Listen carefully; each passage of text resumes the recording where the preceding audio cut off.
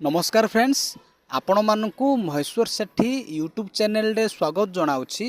देखंतु प्रधानमंत्री नरेंद्र मोदी करिसंती बहुत बड़ घोषणा।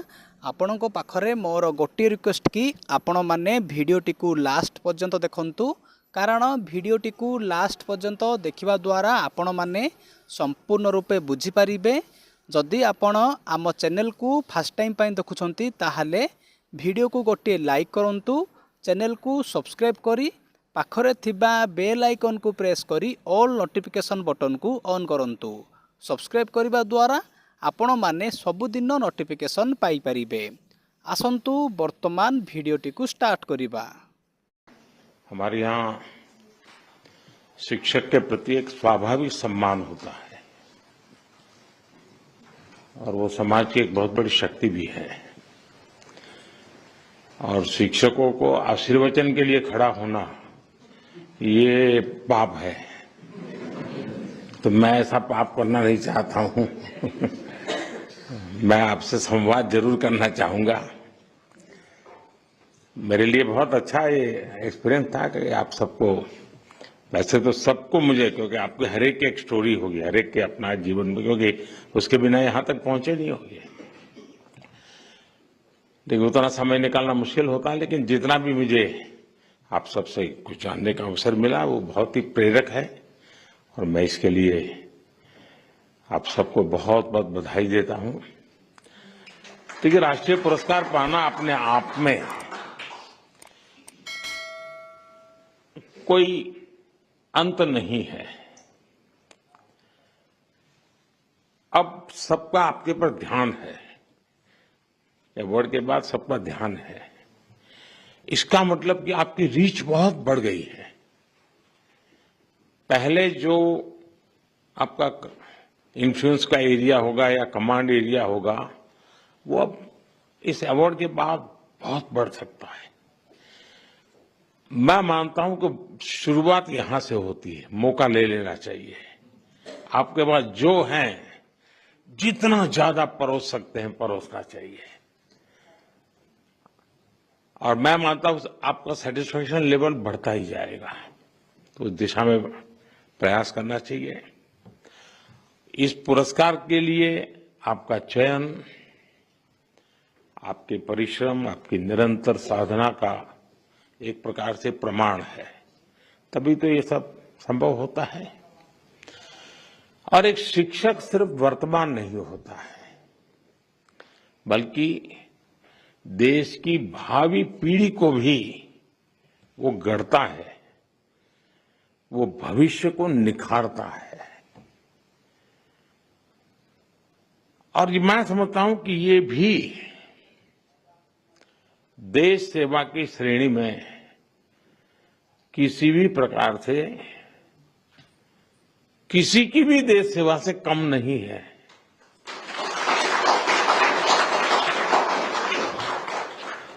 आज करोड़ों शिक्षक आपकी तरह ही पूरी निष्ठा, तत्परता और समर्पण भाव से देश सेवा में जुटे हैं। सबको यहां आने तक का अवसर नहीं मिलता है। हो सकता है बहुत लोगों ने प्रयास भी नहीं किया होगा, कुछ लोगों ने नोटिस भी नहीं किया होगा, और ऐसी क्षमता वाले बहुत लोग होंगे जी, बहुत लोग होंगे। और इसलिए उन सबके सामूहिक प्रयासों का परिणाम है कि राष्ट्र निरंतर उन्नति करता है। नई नई पीढ़ी तैयार होती है जो राष्ट्र के लिए जीती है, और उसमें सबका योगदान होता है। साथियों, हमारा देश हमेशा से गुरु शिष्य परंपरा का उपासक रहा है। भारत में गुरु को केवल ज्ञान देने वाला नहीं, बल्कि जीवन का मार्गदर्शक माना गया है। मैं कभी कभी कहता हूं, मां जन्म देती है, गुरु जीवन देता है। आज जब हम विकसित भारत के निर्माण का लक्ष्य लेकर चल रहे हैं, तब ये गुरु शिष्य परंपरा भी हमारी एक बहुत बड़ी ताकत है। आप जैसे शिक्षक इस श्रेष्ठ परंपरा के प्रतीक है।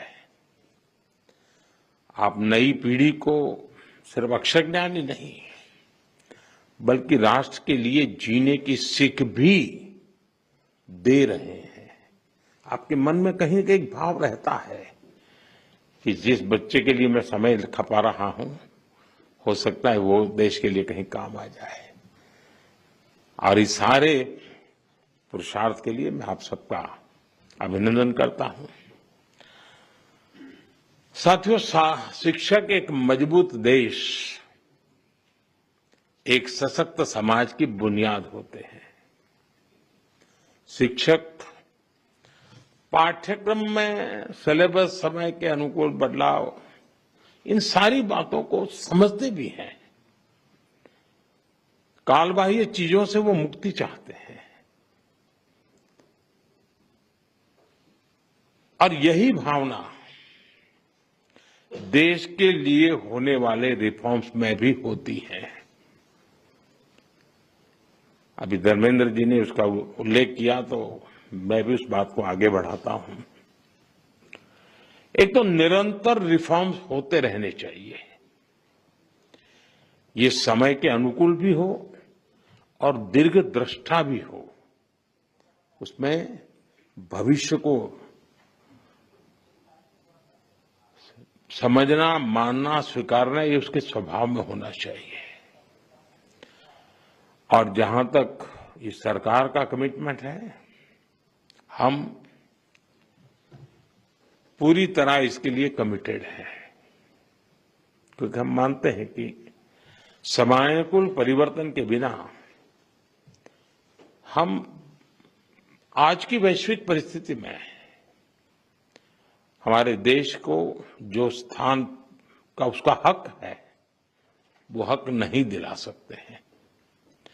और साथियों, मैंने लाल किले से इस बार 15 अगस्त को कहा था कि भारत को आत्मनिर्भर बनाने के लिए नेक्स्ट जनरेशन रिफॉर्म करना बहुत जरूरी है।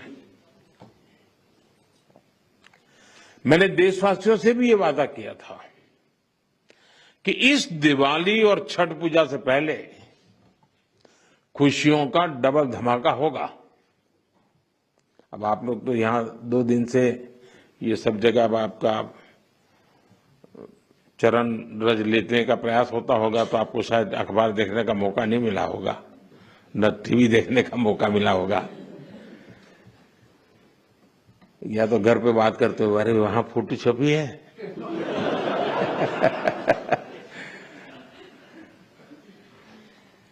खैर, जिस भावना को लेकर हम चल रहे हैं, उसी भावना पर चलते हुए कल भारत सरकार ने राज्यों के साथ मिलकर के एक बहुत बड़ा निर्णय किया है और बहुत महत्वपूर्ण निर्णय है। अब जीएसटी और भी ज्यादा सिंपल हो गया है, सरल हो गया है। जीएसटी के मुख्यतः 2 ही रेट रह गए हैं, 5% और 18%, 5% और 18%। और 22 सितंबर सोमवार, जब नवरात्र का पहला दिन है, और ये सारी चीजों का मातृशक्ति को संबंध तो बहुत ही रहता है, और इसलिए नवरात्रि के इस प्रथम दिवस पर जीएसटी का जो एक रिफॉर्म वर्जन है, नेक्स्ट जनरेशन रिफॉर्म किया हुआ, वो लागू हो जाएगा।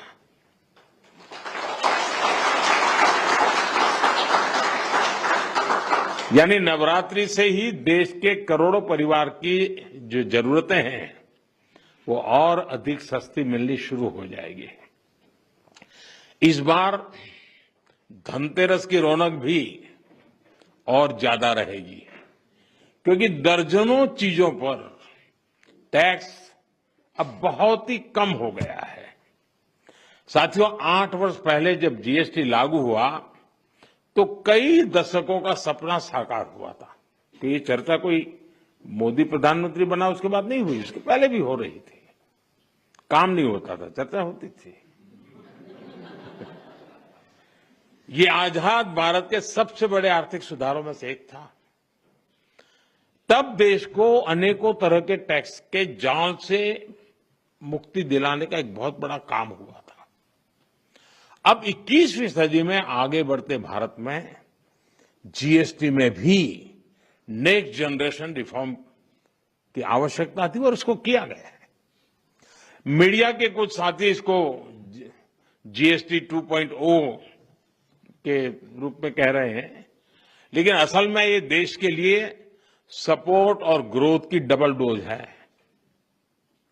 डबल डोज यानी एक तरफ देश के सामान्य परिवार की बचत और दूसरी तरफ देश की अर्थव्यवस्था को नई मजबूती। नए जीएसटी रिफॉर्म से देश के हर परिवार को बहुत बड़ा फायदा होगा। गरीब, न्यू मिडिल क्लास, किसान, महिलाएं, स्टूडेंट्स, नौजवान सभी को जीएसटी टैक्स कम करने से जबरदस्त फायदा होने वाला है। पनीर से लेकर के शैंपू साबुन तक सब कुछ पहले से कहीं सस्ता होने वाला है और इससे आपको महीने का खर्च, रसोई का खर्च भी बहुत कम हो जाएगा। स्कूटर, कार पर भी टैक्स कम कर दिया गया है। इसका बहुत फायदा उन नौजवानों को होगा जो अभी अपनी नौकरी शुरू कर रहे हैं। जीएसटी कम करने से घर का बजट बनाने और अपनी लाइफस्टाइल अच्छी करने में भी आपको मदद मिलेगी।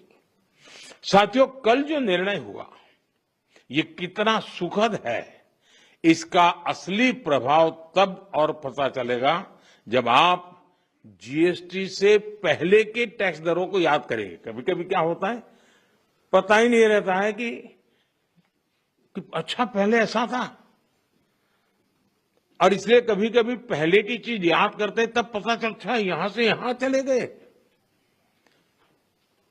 अब आपके घर परिवार में भी बच्चा 70 मार्क लाता है स्कूल में आपके यहां, और 70 का 71, 72, 75 करेगा, ध्यान नहीं जाता है। लेकिन हम 99 कर लें तो तुरंत जाता है कि हर कुछ कमाल है इसने। तो मेरा कहना यही है कि साथियों, साल 2014 से पहले करीब करीब हर सामान पर उस समय की जो सरकार थी, मैं किसी सरकार की आलोचना करने के लिए नहीं यहां आया, लेकिन एक आप टीचर हैं तो कंपैरिजन आप बड़े आराम से कर सकते हो और बच्चों को बता भी सकते हो। उस समय कितनी बड़ी मात्रा में टैक्स लिया जाता था पुरानी सरकार में। 2014 में मेरे आने से पहले रसोई का सामान हो या खेती किसानी से जुड़ी चीजें हो या फिर दवाइयां और यहां तक जीवन बीमा भी, ऐसी अनेक चीजों पर कांग्रेस सरकार अलग अलग टैक्स लेती थी। अगर वही दौर होता, अगर आज आप 2014 के हिसाब से होते तो आपको 100 रुपया की अगर चीज कोई खरीदते हैं तो 20-25 रुपया टैक्स का देना पड़ता है, अगर उस समय का हिसाब लगाए तो। लेकिन अब आपने मुझे सेवा का मौका दिया है। भाजपा सरकार में, एनडीए सरकार में हमारा जोर इस बात का है कि बचत कैसे ज्यादा से ज्यादा हो, परिवारों का खर्चा कम कैसे हो, और इसलिए अब जीएसटी में इतनी ज्यादा कटौती कर दी गई है। साथियों, कांग्रेस की सरकार ने कैसे आपका मंथली बजट बढ़ाया हुआ था, ये कोई भूल नहीं सकता है। टूथपेस्ट, साबुन, हेयर ऑयल, इन पर 27% टैक्स। आज आपको याद नहीं होगा, लेकिन आप देते थे। खाने की प्लेट, कप प्लेट, चम्मच, ऐसे सामान पर 18 से लेकर के 28% टैक्स हुआ करता था। Tooth powder 17% tax. यानी रोजमर्रा की ऐसी हर चीज पर उस कांग्रेस के जमाने में इतना सारा टैक्स लगता था। हालत ये थी कि कांग्रेस वाले बच्चों की टॉफी पर भी 21% टैक्स लेते थे। ये कभी उस समय अखबार में आपका ध्यान गया होगा कि नहीं वो पता नहीं। मोदी ने किया होता तो बाल नोच लेते।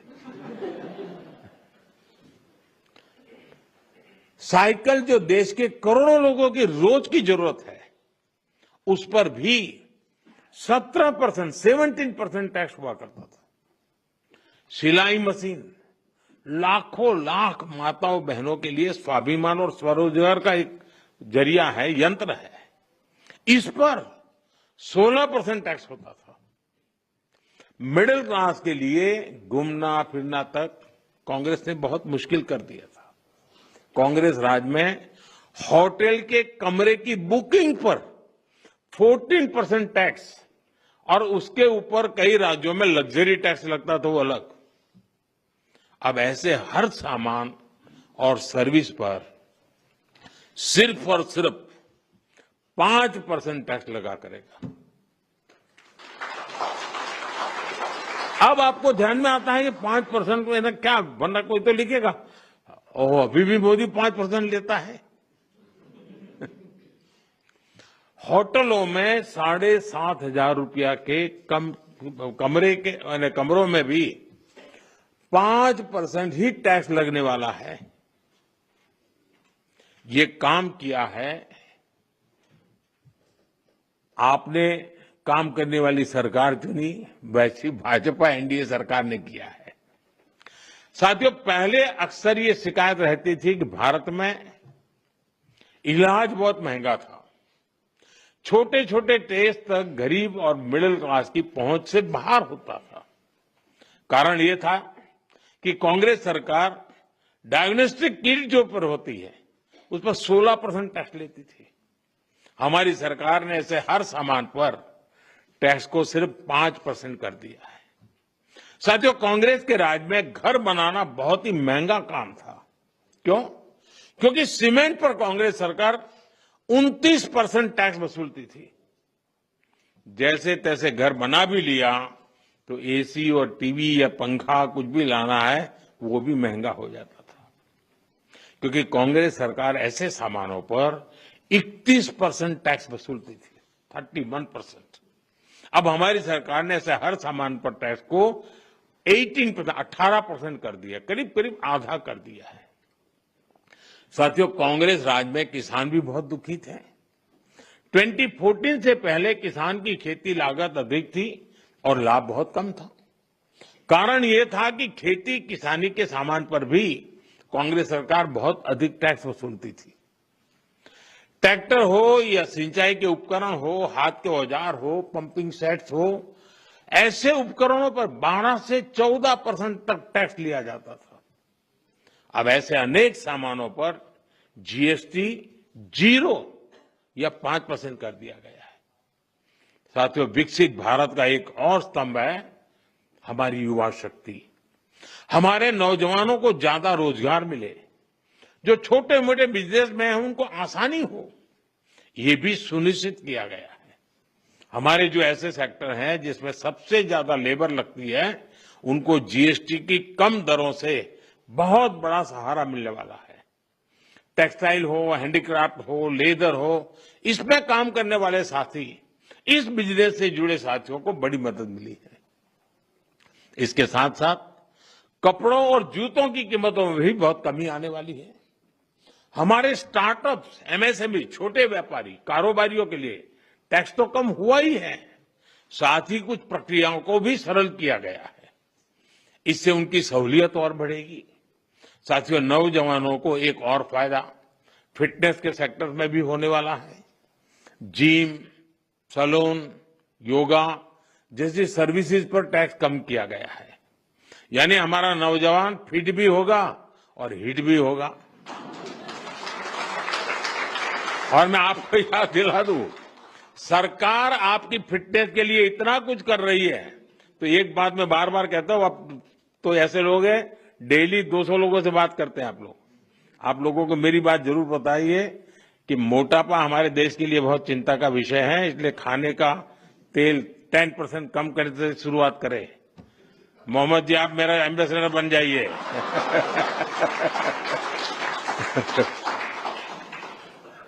ओबेसिटी के खिलाफ लड़ाई कमजोर नहीं पड़नी चाहिए।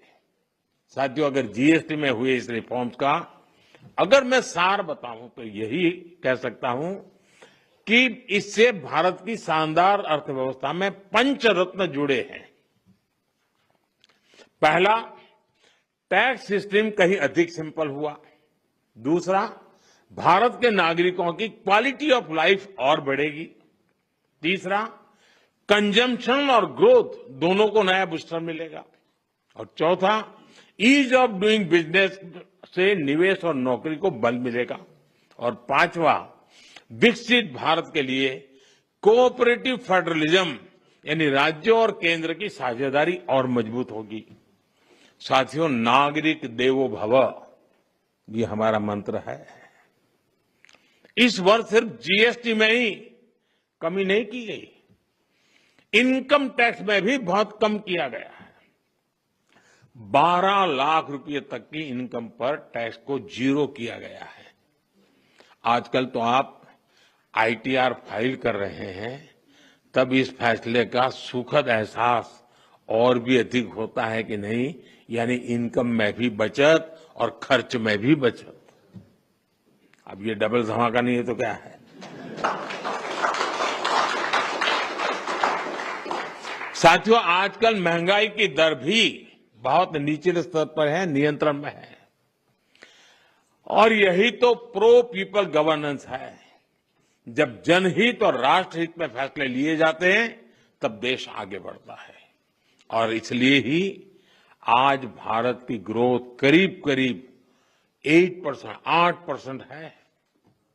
यानी दुनिया में हम सबसे तेज गति से ग्रो कर रहे हैं। ये 140 करोड़ भारतीयों का सामर्थ्य है, 140 करोड़ भारतीयों का संकल्प है। और मैं आज देशवासियों को फिर कहूंगा, भारत को आत्मनिर्भर बनाने के लिए रिफॉर्म्स का ये जो सिलसिला चलता रहेगा वो रुकने वाला नहीं है। साथियों, भारत के लिए आत्मनिर्भरता ये कोई नारा नहीं है, इस दिशा में ठोस प्रयास हो रहे हैं। मेरी आप सभी से, देश के सभी शिक्षकों से भी अपेक्षा है कि आत्मनिर्भर भारत के महत्व का बीजारोपण, इस विचार की सीढ़ी निरंतर हर विद्यार्थी में करते रहें। आप ही हैं जो बच्चों को बहुत सरलता से उनकी अपनी भाषा और बोली में भारत के आत्मनिर्भर होने के महत्व को समझा सकते हैं। और आपकी बात वो मानता भी है। आप उन्हें बता सकते हैं कि दूसरों पर निर्भर रहने से देश कभी उतनी तेजी से आगे नहीं बढ़ सकता जितना उसका सामर्थ्य होता है। साथियों, भारत के आज के विद्यार्थियों और आने वाली पीढ़ियों में एक सवाल शुरू से ही प्रचारित और प्रसारित किए जाने की जरूरत है। ये हमारा कर्तव्य है जी। मैं चाहता हूं असेंबली में भी इसकी चर्चा हो। कभी कभी तो एक प्रयोग करके देखिए आप। कभी हमें पता ही नहीं होता है कि हमारे घर में विदेशी चीजें कैसे घुस गई है, पता ही नहीं है। इरादा नहीं है कि मुझे विदेशी चाहिए, नहीं, पता ही नहीं है। बच्चे परिवार में बैठ करके एक सूची बनाएं कि सुबह उठने से दूसरे दिन सुबह तक उपयोग में आने वाली कितनी चीजें विदेशी हैं। उसे पता ही नहीं है। हेयरपिन भी विदेशी आ गई है, कंघा भी विदेशी आ गया है, पता ही नहीं उसको। जागरूकता आएगी तो कहेगा, अरे यार भाई, मेरे देश को क्या मिलेगा। और इसलिए मैं मानता हूं कि आप पूरी नई पीढ़ी को आंदोलित कर सकते हैं। जो काम महात्मा गांधी जी ने किसी समय हमारे लिए छोड़ा है, अब पूरा करने का सौभाग्य हमें मिला है। और मैं चाहता हूं कि हम लोगों ने करना चाहिए। और मैं बच्चों के सामने हमेशा एक बात उनको प्रेरित करते हुए कहता रहूं, मैं ऐसा क्या करूं जिससे मेरे देश की किसी न किसी आवश्यकता की पूर्ति हो। ये चीज है मेरे देश में नहीं है, नहीं मैं करूंगा, मैं कोशिश करूंगा, मैं मेरे देश में लाऊंगा। अब आप कल्पना कीजिए हमारे देश में आज भी 1 लाख करोड़ रुपया का खाने का तेल बाहर से लाना पड़ता है, खाने का तेल। हम कृषि प्रधान देश हैं,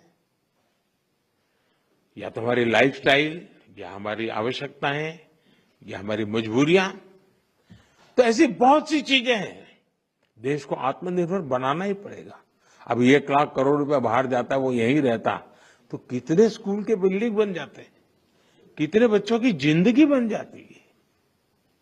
और इसलिए आत्मनिर्भर भारत की बात को हमने अपना जीवन मंत्र बनाना पड़ेगा और हमने नई पीढ़ी को उसके लिए प्रेरित करना पड़ेगा और देश की आवश्यकता के साथ खुद को जोड़ना चाहिए। ये बहुत जरूरी है। ये देश ही है जो हमें कहां से कहां पहुंचाता है। ये देश ही है जो हमें इतना कुछ देता है। इसलिए हम देश को क्या दे सकते हैं, देश की किस जरूरत को पूरा कर सकते हैं, ये हर विद्यार्थी के मन में, हमारी नई पीढ़ी के मन में जरूर रहना चाहिए। साथियों, आज भारत के स्टूडेंट्स में इनोवेशन के प्रति, साइंस और टेक्नोलॉजी के प्रति नया रुझान पैदा हुआ है। इसमें बहुत बड़ी भूमिका चंद्रयान की सफलता ने निभाई है। चंद्रयान ने देश के बच्चों को साइंटिस्ट बनने के लिए, इनोवेटर बनने के लिए प्रेरित किया।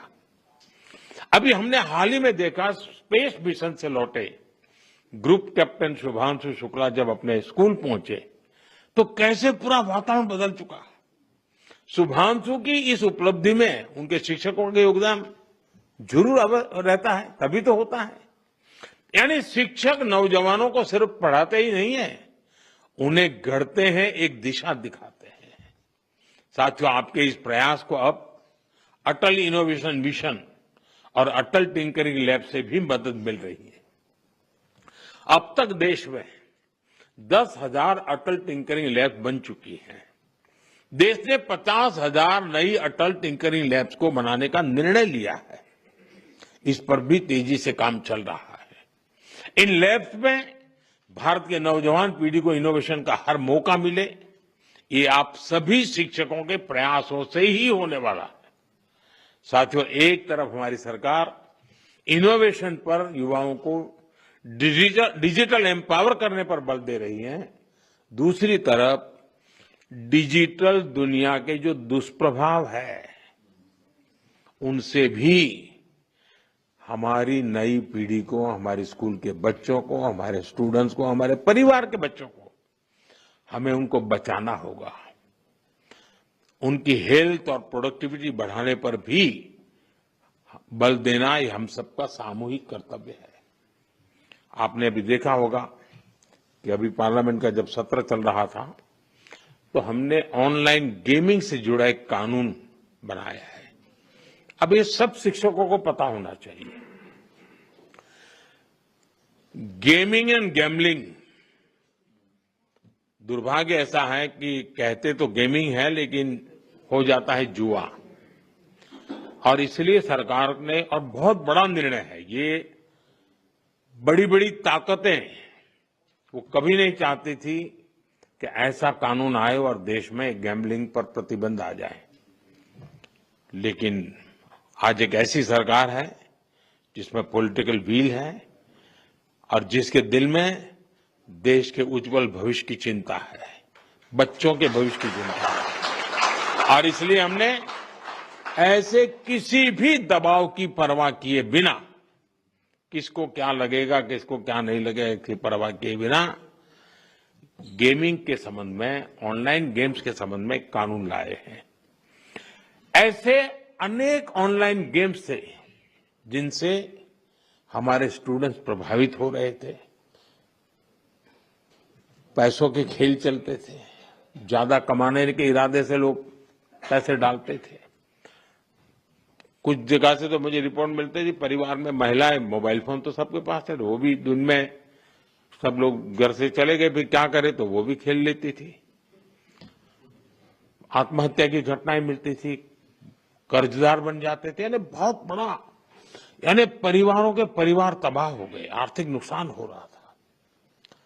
और ये बीमारी ऐसी है कि नशे की तरह लत लग जाती है। ये गेम्स ऐसी चीजें होती है, और पैसे लूटने वाले तो आपको टैप कर ही लेते, फंसा देते हैं।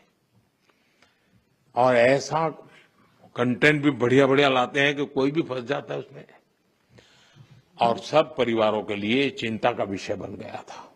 और इसलिए मैं कहता हूं कि ये जो कानून बना है वो कानून अपनी जगह पे है, लेकिन बच्चों को जागरूक करना ये बहुत आवश्यक है। लेकिन कि माता पिता शिकायत कर सकते हैं, परिस्थिति सुधार नहीं सकते क्योंकि तनाव का वातावरण बन जाता है, लेकिन टीचर उसमें बहुत बड़ा रोल कर सकता है। हमने कानून तो बना दिया है, और पहली बार हमने तय भी किया है कि बच्चों के सामने इस तरह का हानिकारक कंटेंट नहीं आएगा। मैं आप सभी टीचर से भी आग्रह करूंगा कि इसको लेकर अपने विद्यार्थियों में जागरूकता जरूर पैदा करें। लेकिन इसमें दो विषय हैं। गेमिंग वो बुरा नहीं है, गैम्बलिंग बुरा है, जिसमें पैसे नहीं है। और आपको तो मालूम होगा, अब ओलंपिक में भी इस प्रकार के गेमिंग को एक खेल के रूप में स्वीकृति मिली है। तो वो टैलेंट का विकास होना, स्किल का विकास होना, उसमें जिनकी महारत है उसकी ट्रेनिंग होना अलग चीज है। लेकिन ये नशा हो जाए, लत लग जाए और बच्चों की जिंदगी बर्बाद हो जाए, ये स्थिति देश के लिए बहुत चिंता का विषय है। साथियों, हमारी सरकार का प्रयास है कि हमारे नौजवान गेमिंग के सेक्टर में ग्लोबली अपनी प्रेजेंस बढ़ाएं। भारत में भी जो क्रिएटिव वर्क करने वाले थे, जो अपने कथा वार्ताएं उसके आधार पर बहुत सारी गेम्स बन सकती है नई। हम गेमिंग के मार्केट को दुनिया में कब्जा कर सकते हैं। भारत में भी अनेक ऐसे प्राचीन खेल हैं, ऐसे कंटेंट हैं जो ऑनलाइन गेमिंग की दुनिया में धूम मचा रखे रहते हैं। आज ऑलरेडी कर रहे हैं, हम और ज्यादा कर सकते हैं। कई स्टार्टअप इस दिशा में शानदार काम भी कर रहे हैं। अपने स्कूलों और कॉलेजों में भी आप इसे लेकर स्टूडेंट को हर जानकारी देंगे तो मैं समझता हूं कि उनको एक अच्छा कैरियर ऑप्शन भी मिलेगा। साथियों, मैंने लाल किले से, अभी आपने मुझे एक सवाल पूछा था, मैं इसकी बात चर्चा कर लेता हूं। लाल किले से मैंने वोकल फॉर लोकल, स्वदेशी अपनाने का बड़ा आग्रह किया, आह्वान किया है।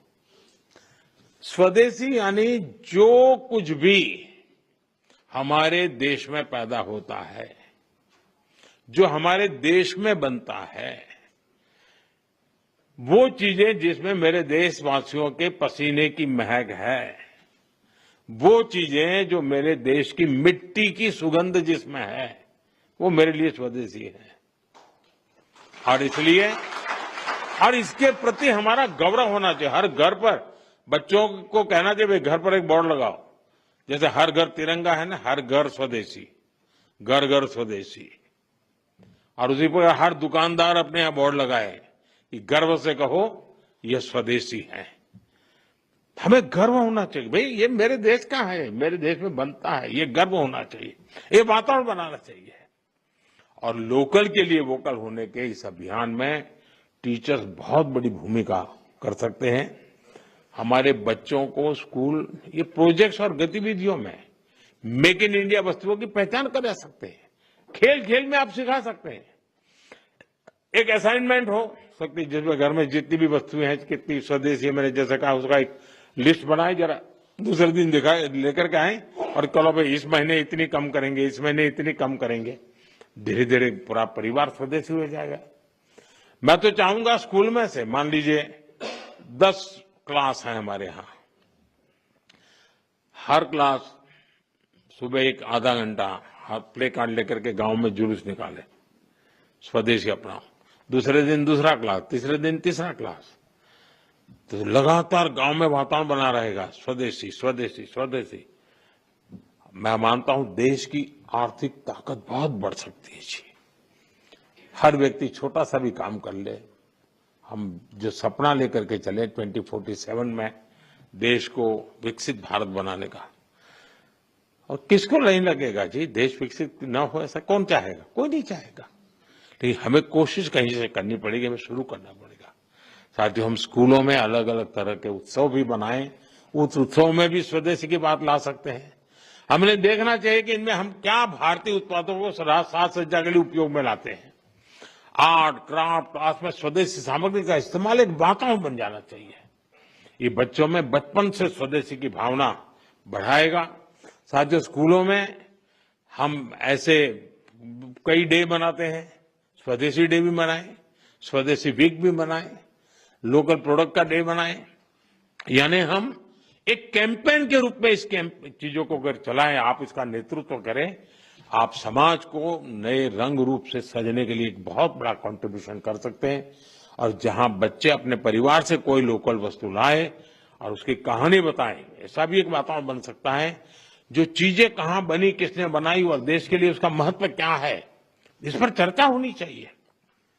जो लोकल मैन्युफैक्चरर्स हैं, जो पीढ़ियों से कुछ न कुछ हस्तशिल्प बना रहे हैं, ऐसे परिवारों के साथ बच्चों का मेल मिलाप हो, या उनको स्कूलों में बुलाकर उनकी बातें सुनने का एक कोई कार्यक्रम बनाया जाए। बच्चे बर्थडे मनाते हैं तो उसके अंदर भी इस प्रकार की चीजों को जब गिफ्ट देते हैं तो मैं समझता हूं मेड इन इंडिया का एक वातावरण बने। कहते से गर्व से कहे, देखिए मेड इन इंडिया है, मैं तुम्हारे लिए खास लाया। कुल मिलाकर मेड इन इंडिया को हमें अपने जीवन का आधार बनाना है, अपना दायित्व समझकर आगे बढ़ना है। और इससे युवाओं में देशभक्ति, आत्मविश्वास और डिग्निटी ऑफ लेबर, ये जो वैल्यूज हैं, वो स्वाभाविक रूप से समाज जीवन का हिस्सा बन सकते हैं। इससे हमारे नौजवान अपनी सफलता को राष्ट्र की प्रगति से जोड़ेंगे। ये विकसित भारत बनाने की सबसे बड़ी जड़ी बूटी है। मुझे विश्वास है कि आप सभी एक शिक्षक के रूप में राष्ट्र निर्माण के इस बड़े मिशन में कर्तव्य भाव से जुड़ेंगे और इस देश को सामर्थ्यवान बनाने के काम को आप ही अपने कंधे पर उठाएंगे तो निश्चित हमें जो परिणाम चाहिए वो परिणाम मिलेगा। आप सबको फिर से एक बार इस महत्वपूर्ण अवसर पर राष्ट्रीय पुरस्कार प्राप्त हुए, मैं बहुत बहुत बधाई देता हूं। और जो काम आप लोग हमेशा करते हैं वो काम आज मैं कर रहा हूं।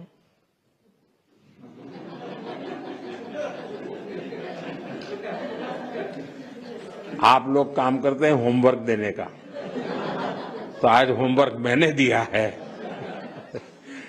मुझे पूरा विश्वास है कि आप उसको पूरा करेंगे।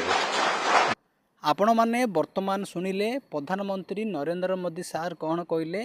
जदि आपंक यही भिडटी भल लगी ताहले भिडटी को निज सांग मानकु शेयर करंतु, कारण भिडटी को शेयर करने द्वारा सेमाने मध्य जानी पारिबे, सेमानकर मध्य हेल्प हबो। भिडटी को देखिथिबारु आपण मानकु बहुत बहुत धन्यवाद। Thank you.